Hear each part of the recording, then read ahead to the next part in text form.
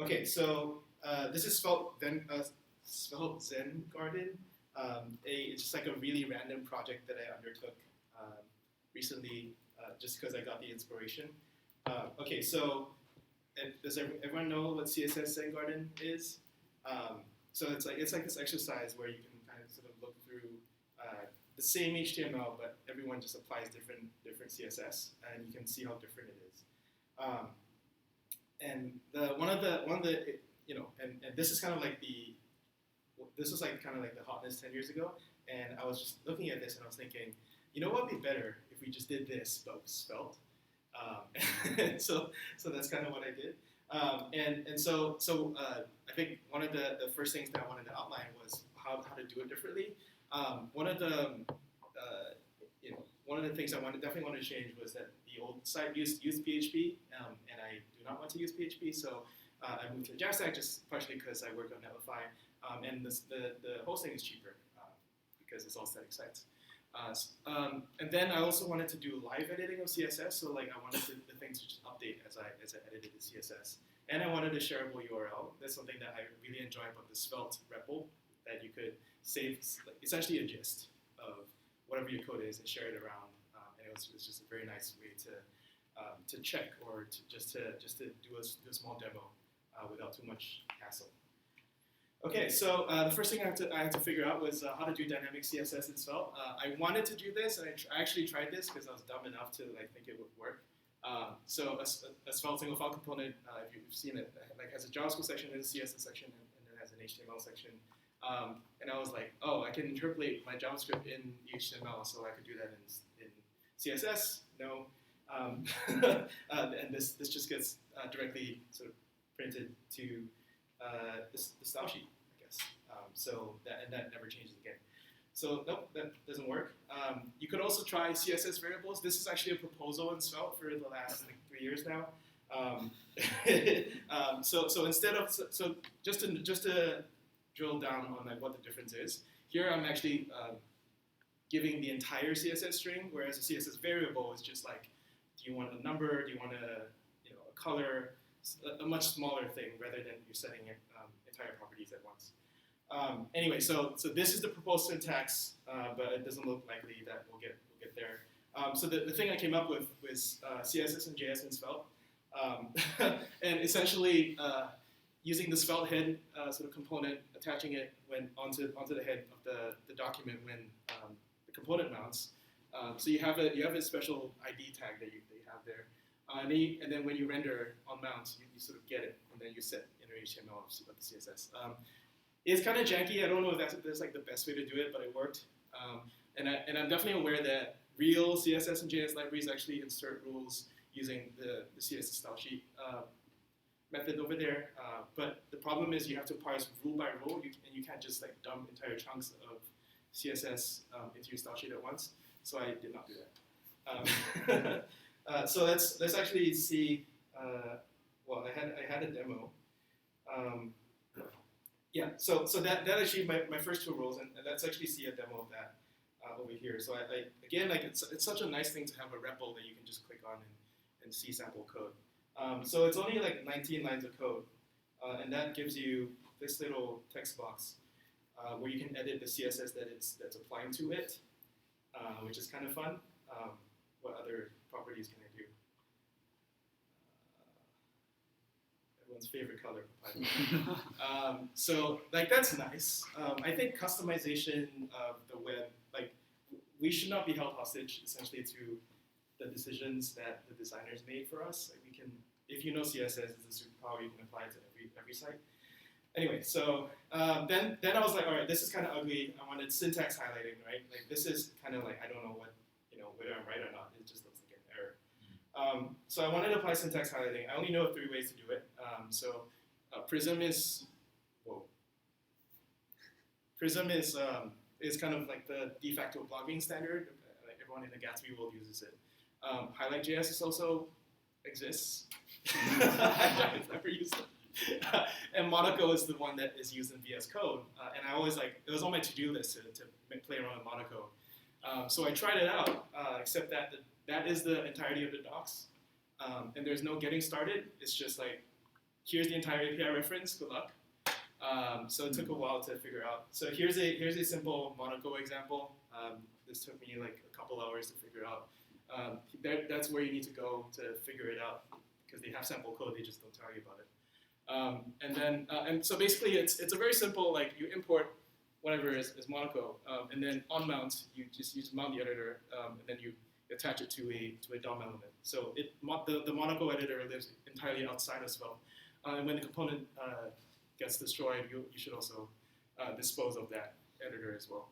So that's a very simple flow to set up the editor, right? But then you also have to, and it doesn't work with rollup. Too bad. That's how to set up the editor, but then you also need to get data flowing to and from Svelte and Monaco, right? So then you have to do this syncing thing, and it took another few minutes of research to figure out what exactly the API was to get there. So if you ever need to do this, that's how you do it.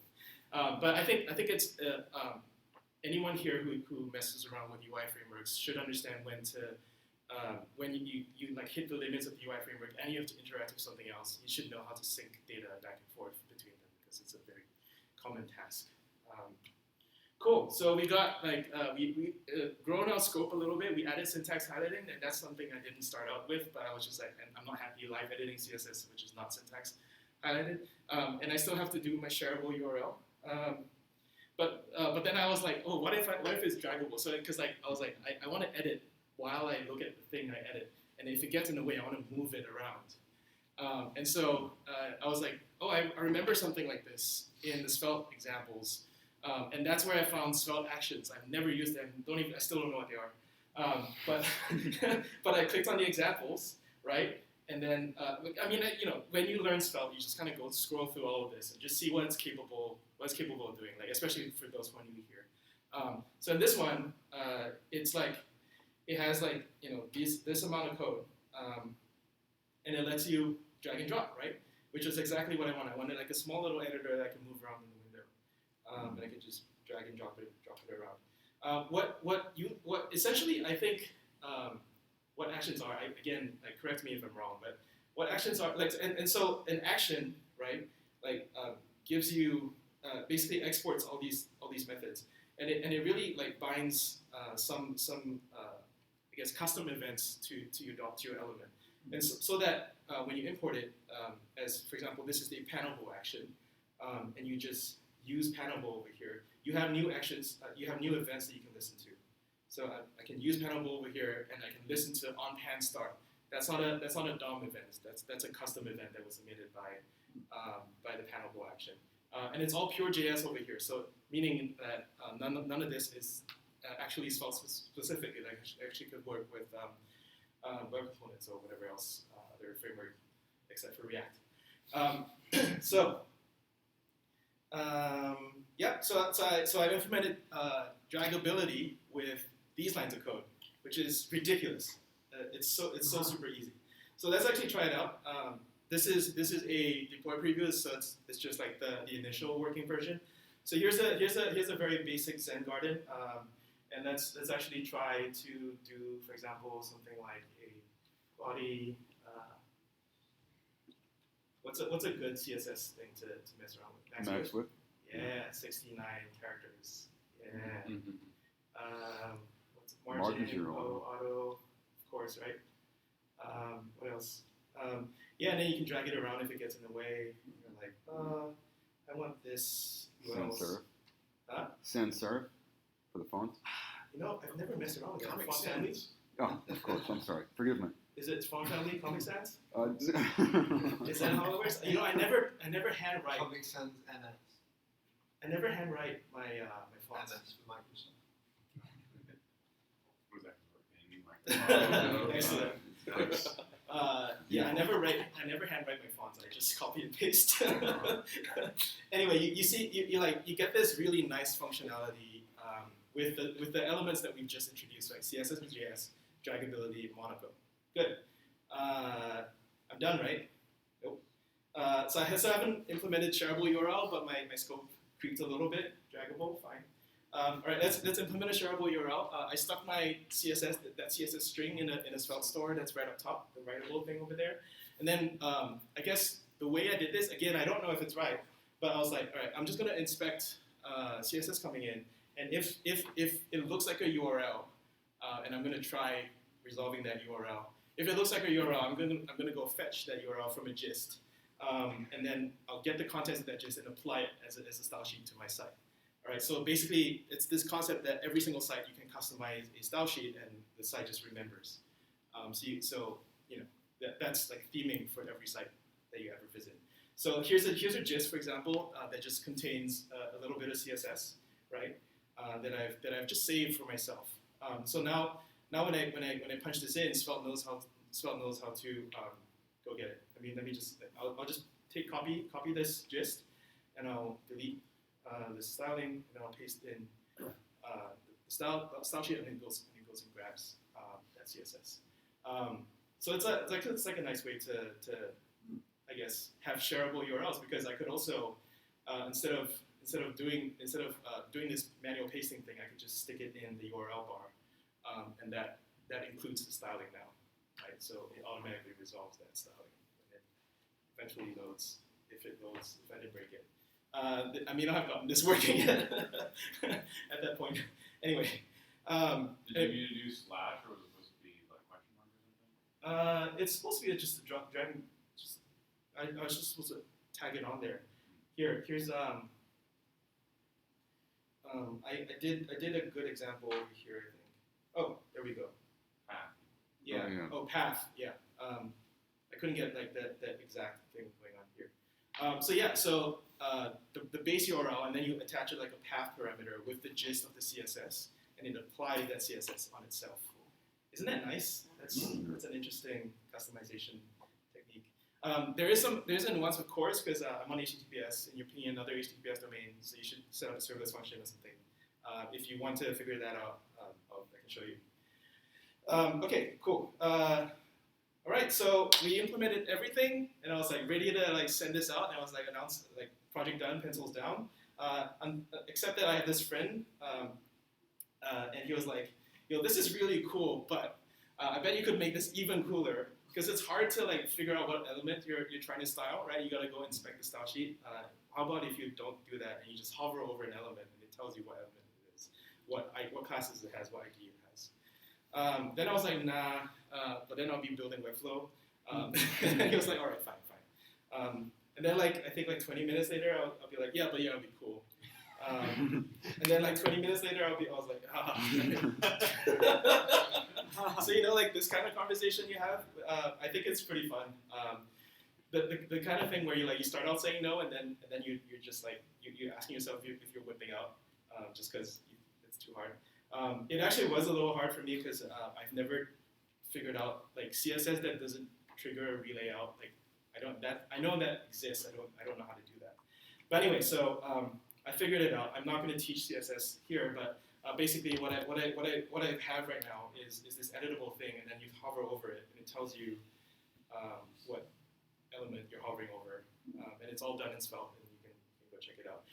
But one nice last effect that I can just show you, for example, here I have a page wrapper up there.